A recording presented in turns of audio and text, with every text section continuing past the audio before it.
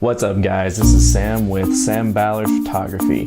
This week what I want to talk about are your audio options when you're trying to decide how you're going to capture your audio for your individual projects. And we'll talk about some pros and cons of each system and some of the third-party and cheaper options that I can also recommend that you guys can check out. Stay tuned.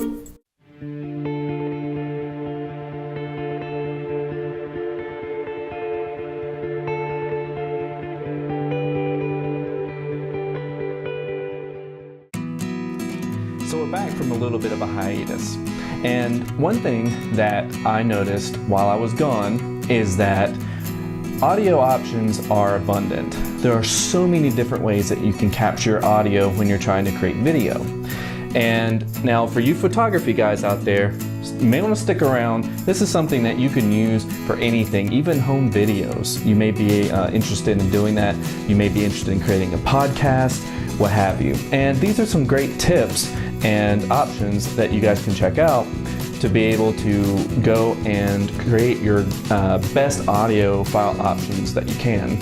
With that being said, what I want to start into this week are the different audio option types that you can take. It really depends on what you're doing, and that's, I think, the situation with any kind of recording setup. And a lot of times when we record these videos for you guys, I'm using the audio right off of the camera, and I think it sounds great.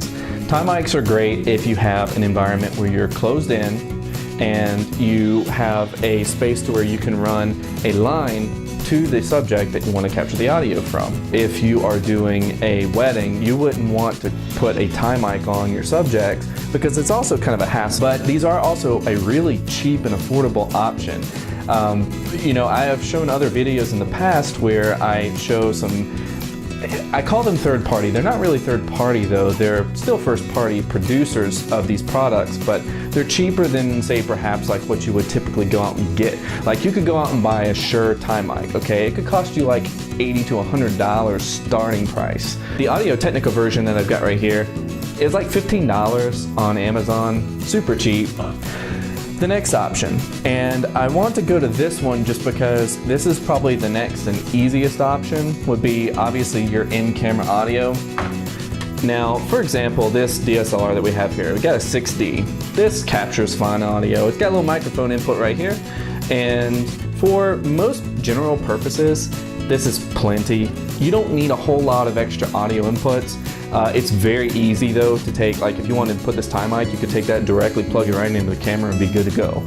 Not a difficult thing to do, but most people, the audio off the camera is fine, especially if you're just doing something like YouTube videos. Audio straight into cameras are going to be a little bit compressed. It's going to sound, a lot of people compare it to kind of a tinny sound. It's going to sound a little bit like, well, for people that are audiophiles, it can be like nails on a chalkboard, and nobody likes that. The next thing I want to talk about are, let's do this. Okay, shotgun microphones. All right, so a shotgun mic, the great thing about these, and I've reviewed this is the Tascam that I've reviewed in a previous video on our channel, but the shotgun mic is great because it's very directional. So for example, if I point it straight at you guys, you talk to me, and you only wanted to get the subject, this is a great way to isolate the subject. But the bad thing is you don't really get a whole lot of the presence of where you're at. You don't get the surrounding environment sounds. So it's great if you need to do like an interview, but it's not so good if, for example, you're at a wedding, you have the crowd, you want to capture the crowd's sound. You can do that and it would work fine if you wanted to and you were in a pinch and you had to do it. It still would probably be better than the built-in microphones in most SLRs at least, but that's that. So essentially what you do with this is let me show you, is you would mount it to the top of your SLR, or there are smaller options that would fit. So for example, the camera right now, the GL10 that we have recording this footage, would need to have a smaller mini hot shoe version of this or an adapter attached to be able to attach to the top of it. The Tascam is also really nice. The audio is great and you really can't complain for the price too. If you're on a budget, I really recommend that one as an option. So the next in line, and this is probably going to be the next two that I had to talk about, are going to be right in line as far as the complications that come from them. They're both great audio sources, and they would be used for totally different things. So I think it really kind of depends on what you need, and we'll talk about that too for a little bit. But next up in line would be a condenser microphone. Okay, so a condenser microphone setup. This can be very bulky. Now I didn't even bother getting all this out, but what I want to show you is, okay, so say for example, we take this, we put your condenser microphone in its cage, right? So you've already got that built up. Then you're gonna have to have some kind of a mic stand. You can't just hold this. I mean, this looks stupid, you know? So you're gonna obviously, and it's also gonna create noise whenever you're moving it around. So you gotta have a boom mic stand, okay? And mine's just off camera, but I'm not worried about that. So you wanna have that, and then if you're recording anything and you don't want any kind of a sound, like a popping sound, which I don't know anybody that wants that effect, but you typically also are gonna wanna have some kind of a pop filter as well. So that's just the start of it. Then what you need after that, because obviously you can't, most cameras cannot run that directly to them. I've also reviewed this little unit in the past. It's the Tascam portable recording unit. And I have a love-hate relationship with this unit.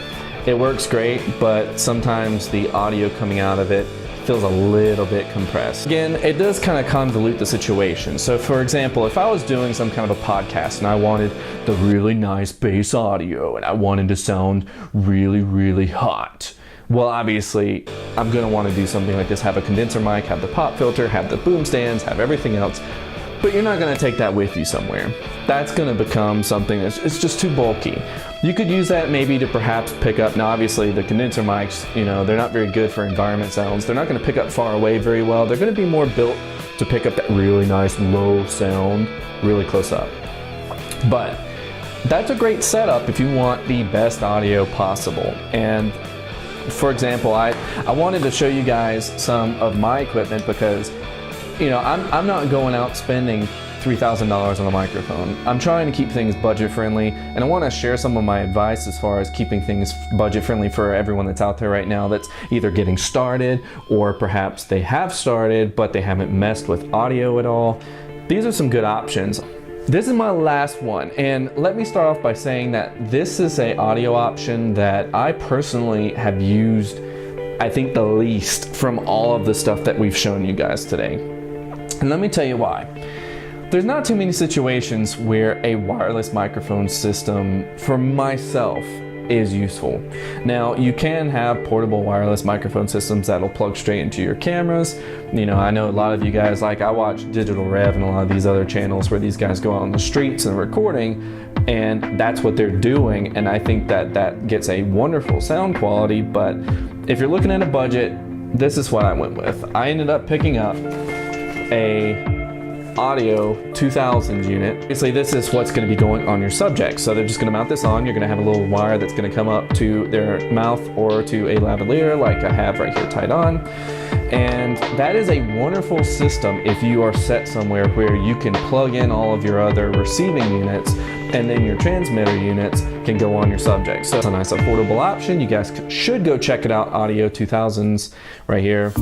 I've used this setup for weddings to do interviews. I have used the condenser microphone for recording music, used the wireless system for both church events and any kind of main venue, bigger venues where you need to spread out a little bit more for your subjects, and it works great on weddings too. Then of course your tie mics, which I mentioned earlier, lavaliers, where for example this is great for creating YouTube videos, for creating things for in your closed environment, and it's really not a bad option to go this route if you're trying to keep really, really cheap. This is the cheapest option out of everything that we have here. This is like $15. I mean, come on. There's no excuse for somebody not to at least have a little tie mic on their camera. So that's basically what we have here. So if you guys have any questions for me or would like to comment and subscribe if you enjoyed the video, please be sure to do so. And we appreciate you guys tuning in. We'll see you next time.